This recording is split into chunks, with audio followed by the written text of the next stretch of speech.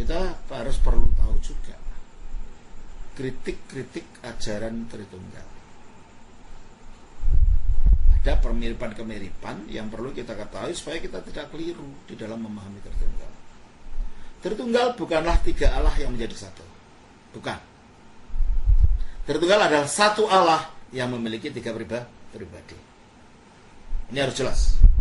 Sebab masing-masing tidak berdiri sendiri-sendiri. Sebab apa? Hakikat firman juga hakikat Bapa. Hakikat Roh Kudus juga hakikat Bapa berasal dari Bapa. Berarti tidak ada three independent entities. No. The divine entity is one. Shared by three person. Berarti tidak ada tiga Allah, tapi satu Allah.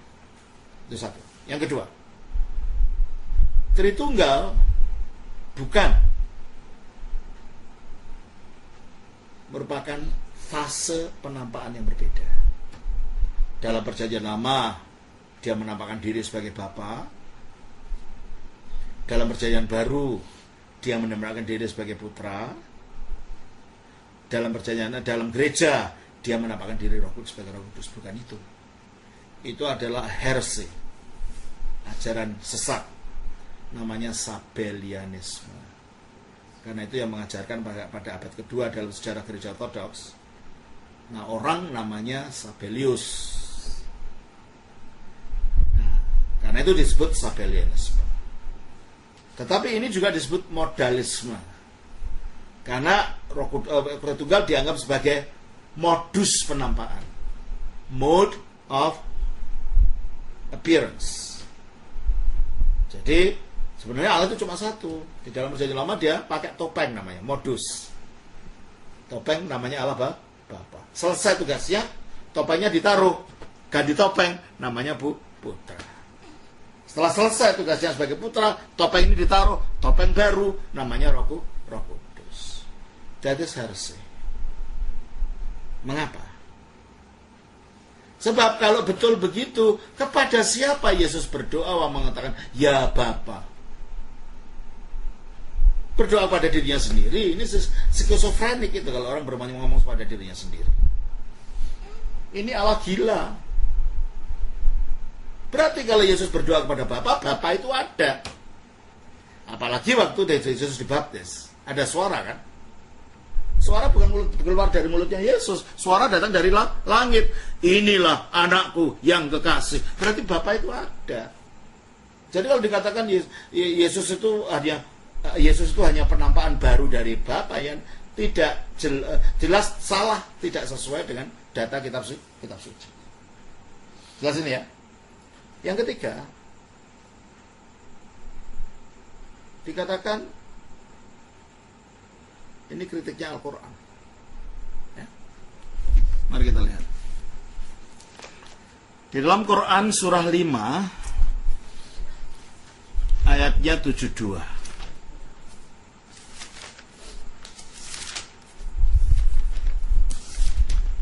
Quran surah 5 ayat 72 dikatakan begini.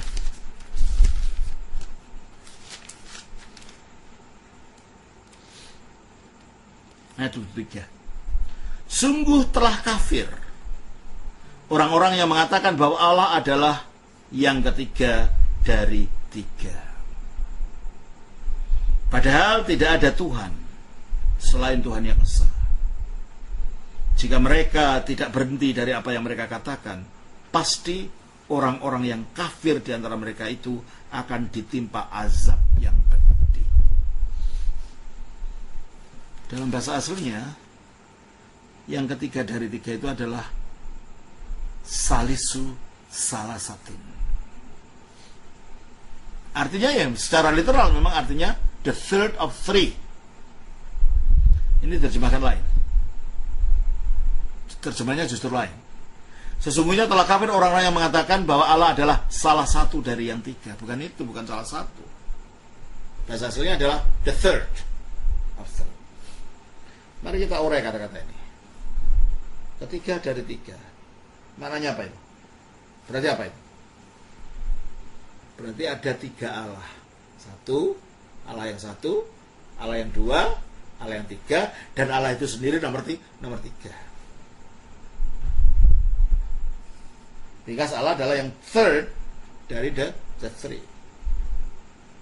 Apakah ini yang kita percaya dengan Tritunggal? Gimana tadi? Apakah Tritunggal Allah itu adalah yang ketiga dari tiga? Tidak. Tritunggal tidak berbicara ada tiga Allah, berbicara tentang Allah yang satu. Dan dalam rumusan Tritunggal tidak disebutkan atas nama Putra, Roh Kudus, dan Bapa. Tidak. Karena Allah memang Bapa bukan yang ketiga, selalu yang pertama, atas nama Bapa dan Anak dan Roh Kudus. Sebab kalau kita tidak ada Bapa, dari mana Anak berasal? Karena Anak keluar dari Bapa. Kalau tidak ada Bapa, dari mana Roh Kudus berasal? Karena Roh Kudus juga keluar dari Bapa. Berarti kritik Al-Quran ini tidak tepat.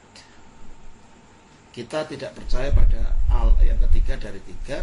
Kita percaya Allah yang satu, yang sejak kekal memiliki firman yang disebut anak, dan sejak kekal memiliki roh yang disebut nafas Allah.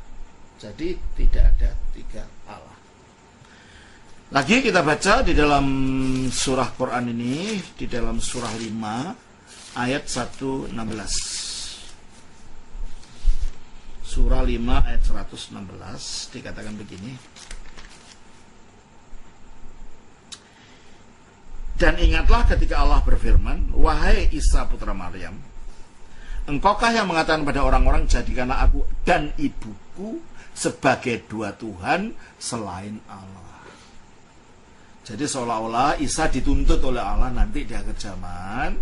Ini loh, apakah kamu yang mengajarkan pada orang Kristen, angkatlah aku dan ibuku sebagai dua orang Tuhan selain Allah. Berarti kalau gitu, yang dimaksud oleh Al-Quran tentang yang ketiga dari tiga ini.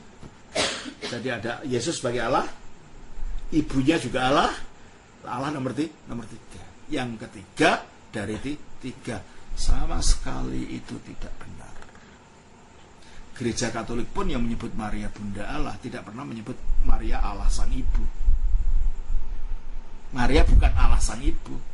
Maria Bunda Allah karena Yesus itu Allah, gitu loh.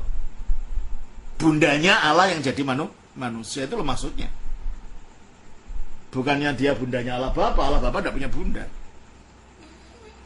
Dia adalah bunda dari firman yang jadi manusia yang adalah Allah. Jadi tidak benar kalau begitu bahwa Allah itu dari Yesus sebagai anaknya, Maria sebagai Allah ibu, dan Allah sendiri sebagai Allah Bapa, sebagai istrinya Allah ibu. Orang Katolik pun tidak percaya begitu. Ya. Tidak ada ajaran begitu. Bagi gereja Katolik pun Tritunggal adalah Bapa, Anak, Roh Kudus. Tidak ada ibu di sini. Pertanyaannya, kalau ini firman-Nya Allah, gimana bisa salah Allah di dalam mengkritik ajaran Kristen? Ya. Jadi kalau begitu, itu tidak benar. Ada lagi yang perlu kita adalah Trimurti dalam ajaran Hindu. Katanya Tritunggal itu meniru agama Hindu. Dalam agama Hindu, Allah itu satu, yaitu Brahman. Tuhan itu satu, yaitu Brahman. Sebagai pencipta, dia disebut sebagai Brahma. Sebagai pelindung, dia disebut Wisnu. Dan sebagai perusak, dia disebut sebagai Siwa. Tapi ini tidak sama dengan Tritunggal. Tidak ada persamaan. Pertama, Brahma, Siwa, Wisnu bukanlah satu-satunya pernyataan Allah, pernyataan Tuhan dalam agama Hindu. Karena ada lagi pernyataan lain. Ya Ganesha, ya Murugan, ya macam-macam. Berarti dalam agama Hindu ada jutaan pernyataan Allah. Berarti kenapa hanya dipilih 3 ini saja untuk menyamakan? Itu satu. Yang kedua, Tritunggal, Bapa itu tidak punya partner ibu. Masing-masing pribadi Tritunggal tidak punya istri. Beda dengan dalam agama Hindu. Siwa punya istri namanya Saraswati, punya anak-anak. Hindu punya istri namanya Sri Laksmi, punya anak-anak. Siwa punya istri namanya Parwati, punya anak-anak. Mana ada persamaan dengan agama Kristen? Sebab Bapa tidak berbicara tentang jenis kelamin, makanya tidak bisa kawin. Tidak ada kawin. Maka dalam agama Kristen tidak ada bahwa Bapa, Putra, Roh Kudus itu disamakan dengan dewa-dewa ini. Tidak sama. Dewa-dewa ini betul-betul wujudnya laki-laki, punya istri yang perempuan, punya anak. Padahal pribadi-pribadi dalam Tritunggal tidak ada. Itu berarti Trimurti agama Hindu tidak sama Tritunggal agama Kristen. Yang terakhir adalah ajaran di aliran yang mengatakan Bapa, Putra, Roh Kudus adalah Tuhan Yesus Kristus. Ini banyak aliran ini. Karena mereka membaptiskannya begitu. Engkau kubaptiskan dalam nama Bapa, Anak, dan Roh Kudus, yaitu Tuhan Yesus Kristus. Berarti kalau gitu yang disebut Bapa, Putra, Roh Kudus adalah Tuhan Yesus Kristus. Dengan pengertian kata Bapa artinya sama dengan kata Tuhan untuk Yesus. Kata Anak artinya sama dengan kata Yesus. Dan kata Roh Kudus artinya sama dengan Kristus. Mari kita kupas. Betulkah gelar Tuhan untuk Yesus itu artinya Bapa? Mari kita lihat bahwa ternyata Tuhan Yesus dengan Allah Bapa itu beda. Kita baca dalam 1 Korintus pasal 8 ayat 6. 1 Korintus 8 ayatnya yang ke-6.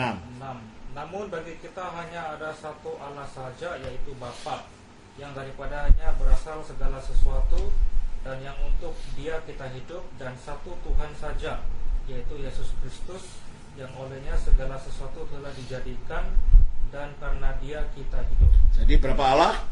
Satu. Siapa? Bapa. Berapa Tuhan? Satu. Siapa? Yesus.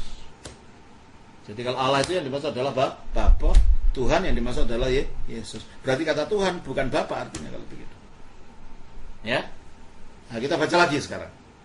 Di dalam Roma pasal 10 ayat 9 dan 10. Roma 10 ayat yang ke-9 dan 10. Sebab jika kamu mengaku dengan mulutmu bahwa Yesus adalah Tuhan, Nah, siapa Tuhan? Yesus. Terus? dan percaya dalam hatimu bahwa Allah telah membangkitkan Dia Nah, siapa Tuhan? Yesus, Siapa yang membangkitkan Yesus yang Tuhan ini? Bapa. Allah. Berarti Allah dan Tuhan penggunaannya berbeda dalam Alkitab. Gelar Yesus Tuhan artinya bukan Allah. Gelar Yesus Tuhan artinya bukan Bapa. Nah, kita baca lagi. 1 Korintus pasal 6 ayat 14. Tolong bacakan. Allah yang membangkitkan Tuhan. Stop. Kalau bahasa punya arti, ini nggak masuk akal. Kalau Allah dan Tuhan artinya sama, ini nggak masuk akal. Allah yang membangkitkan Tuhan, apa artinya ini? Kalau Tuhan artinya sama dengan Allah. Tapi kalau kita tahu bahwa Allah itu Bapa, Tuhan itu gelar untuk Yesus, dan Tuhan itu bukan artinya Bapa, maka ini masuk akal. Allah yang membangkitkan Tuhan artinya Bapa membangkitkan Tuhan Yesus, artinya begitu. Baru itu masuk akal. Berarti kalau gitu gelar Tuhan untuk Yesus tidak sama artinya dengan gelar Bapa. Nah, kalau gitu yang mengangkat Yesus jadi Tuhan itu siapa? Kita baca di dalam Kisah Rasul pasal 2 ayat 38. Kisah Rasul 2 ayat 38. Ayatnya yang ke-38. Ayat 36. Jadi seluruh kaum Israel harus tahu dengan pasti Seluruh orang Israel harus tahu dengan pasti bahwa Allah telah membuat Yesus yang kamu salibkan itu menjadi Tuhan. Allah telah membuat Yesus menjadi Tuhan. Jadi yang menjadikan Yesus Tuhan itu siapa? Allah sendiri. Jadi gelar Tuhan itu tidak sama artinya dengan Allah, dengan Bapa. Apa sih Tuhan itu artinya? Tuhan itu artinya penguasa. Ya, Jadi Yesus diangkat jadi Tuhan, artinya Yesus diangkat sebagai penguasa. Sejak kapan dia diangkat sebagai penguasa? Sejak dia bangkit dan diangkat ke surga. Kita baca di dalam Matius pasal 28 ayat 18. Matius 28 ayat 18. 28 ayat yang ke-18. Yesus mendekati mereka dan berkata, kepadaku telah diberikan segala kuasa di surga dan di bumi. Nah, kepadaku telah diberikan, berarti ada yang memberikan. Siapa yang memberikan? Bapa. Apa yang diberikan pada Yesus? Segala kuasa. Kalau dia memiliki segala kuasa, artinya apa? Dia maha penguasa, dialah Tuhan. Jadi dia disebut Tuhan karena dia adalah penguasa yang diangkat sesudah kebangkitannya oleh Allah. Dia disebut Allah karena dia adalah firman-Nya Allah yang satu dengan Allah. Jadi dua istilah ini jangan dikacaukan. Nah, pertanyaannya, apakah Yesus itu Tuhan? Gimana? Iya, karena dia angkat dalam kemuliaan oleh Allah itu. Apakah Yesus itu Allah? Ya, kalau kita lihat dari sisi aslinya sebagai firman. Dia Allah kalau kita melihat dari sisi dirinya sebagai firman. Kalau gitu, Yesus itu Allah atau Allah itu Yesus? Allah itu Yesus itu Allah atau Allah itu Yesus? Yesus Allah. Yesus itu Allah karena dia firman Allah. Tapi Allah bukan Yesus. Allah adalah Bapa, Putra, Roh Kudus. Gitu loh. Ya. Yesus itu Allah karena dia firman-Nya Allah.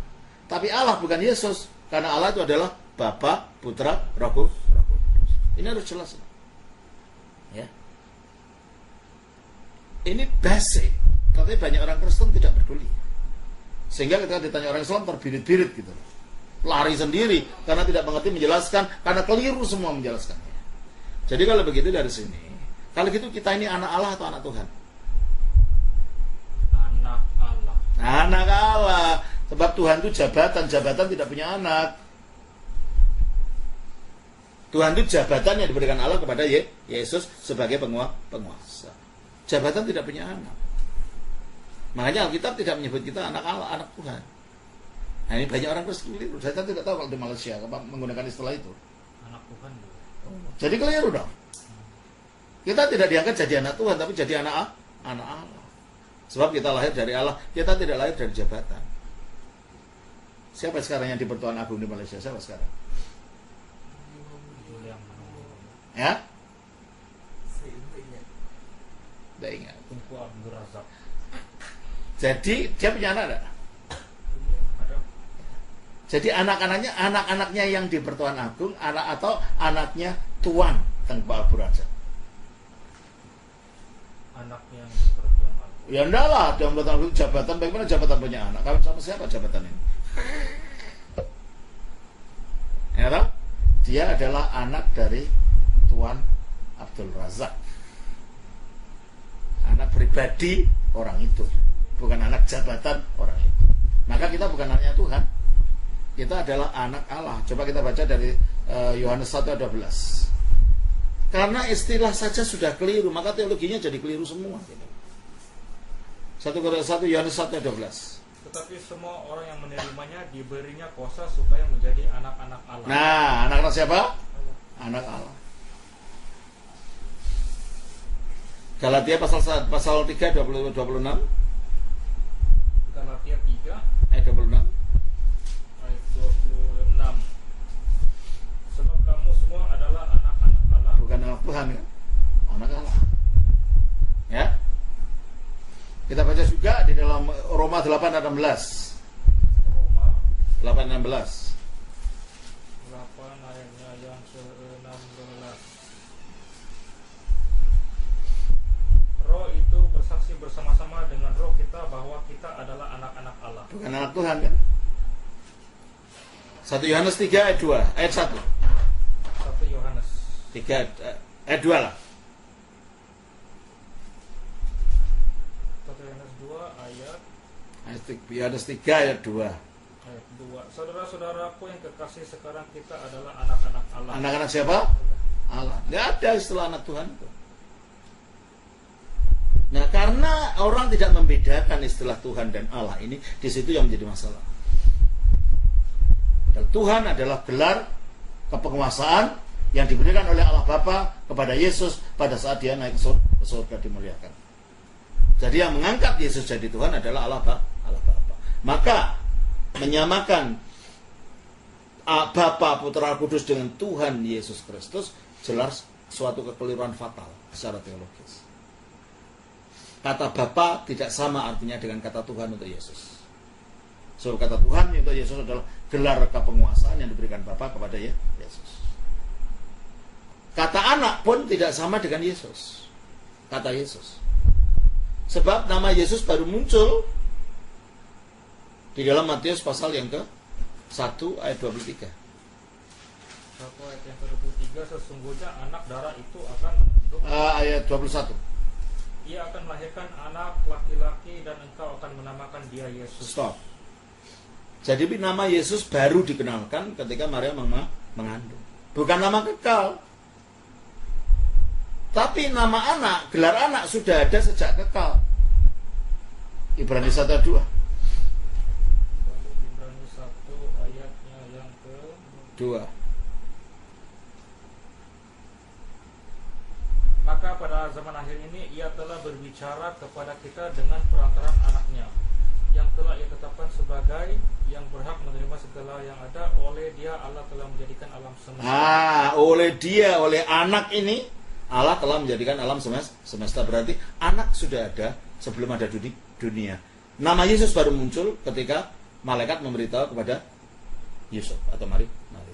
Berarti kalau gitu gelar anak dalam rumusan Tritunggal tidak sama dengan nama Yesus sebagai nama manusia ketika firman jadi daging. Ya. Gelar Kristus tidak sama dengan Roh Kudus. Sebab Roh Kudus adalah roh yang mengurapi. Kristus adalah orang yang diurapi. Kalau orang mengerti bahasa, seharusnya mengerti bahwa ini artinya tidak sama. Roh Kudus adalah roh. Kristus artinya orang laki-laki. Os itu laki-laki. Roh Kudus adalah yang mengurapi. Kristus adalah yang diurapi. Di dan me jadi jelas beda artinya. Dari Roh Kudus tidak sama artinya dengan gelar Kristus. Jadi kalau begitu, Bapa, Putra, dan Roh Kudus itu bukan Tuhan Yesus Kristus. Ya. Yang disebut Tuhan Yesus Kristus itu hanyalah Putra yang jadi manusia. Bukan keseluruhan itu Tritunggal. Tuhan artinya gelar kepenguasaan, Yesus adalah nama manusianya, Kristus adalah dia sebagai Mesias yang diurapi. Jadi Tuhan Yesus Kristus tidak sama dengan Bapa, Putra, Roh Kudus. Jelas ini ya? Jadi sekarang jelas bisa menjelaskan tentang Tritunggal pada orang? Saya harap dengarkan ulang baru bisa mendengarkan nanti. Bisa menjelaskan. Ya. Nah, sekarang setelah mengetahui ini, kalau gitu bagaimana dinamika di dalam Tritunggal itu? Dinamikanya begini. Bapa itulah sumber dari firman dan roh.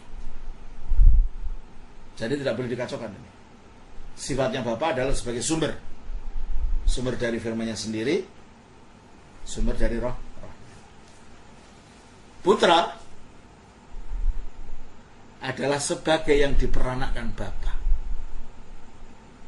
Nah, itu sifatnya. Roh Kudus sebagai yang keluar dari Bapa. Itulah sebabnya inilah sifat-sifat khusus dari masing-masing hipostasis. Lebih baik kita gunakan istilah hipostasis daripada pribadi, karena kata pribadi sering disalah mengerti. Apalagi kalau bahasa Inggris 3 person, karena person itu dimengerti sebagai orang gitu kan.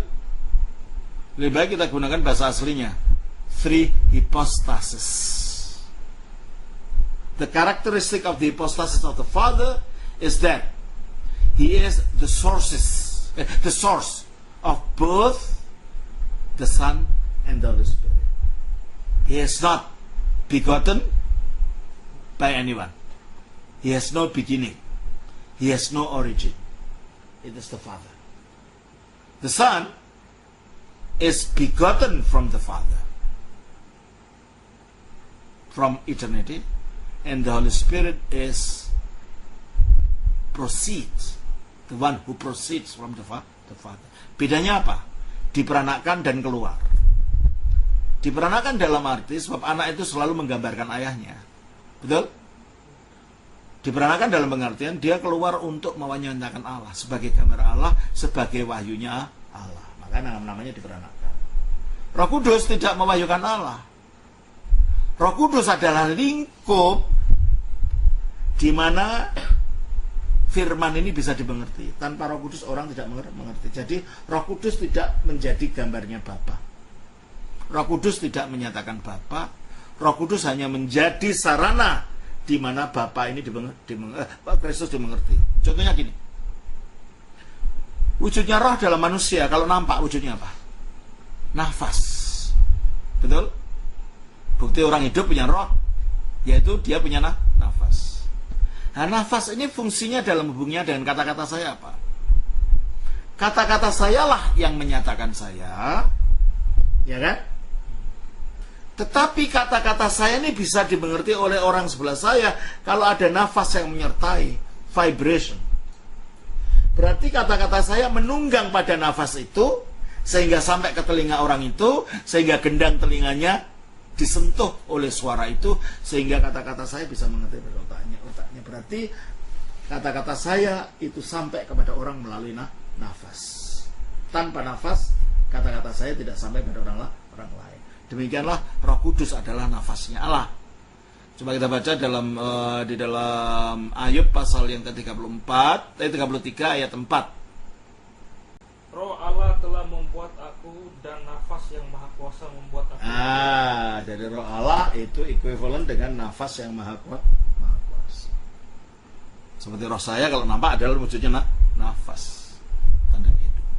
Jadi dengan nafas itulah kata-kata Allah sampai kepada kita. Dengan roh itu kata-kata Allah sampai kepada kita. Itu fungsinya. Oleh karena itu Roh Kudus tidak disebut anak yang kedua. Karena anaknya Allah hanya punya anak tunggal. Sebab Roh Kudus bukan yang menyatakan Allah, bukan yang menjadi gambar Allah. Roh Kudus hanya vehicle through which the word of God come to us. Tak seorang pun mengaku Yesus Tuhan kecuali oleh Roh Kudus. Berarti Roh Kudus adalah sarana di mana Kristus dinyatakan kepada kita. Jelas?